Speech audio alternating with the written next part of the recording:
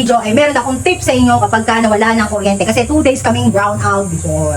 So, ganito yung natutunan ko, kung walang kuryente, pwede kang mag-charge sa Bluetooth speaker and pakikita ko sa inyo kung paano mag-charge sa Bluetooth speaker.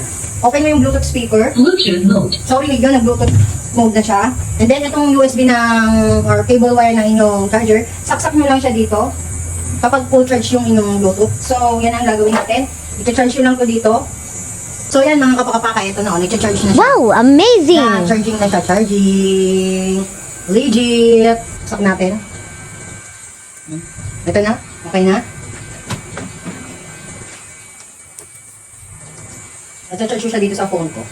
Ayan ang mga kapakapaka, nag-charge. Wow! Nag-charge siya mga kapakapaka.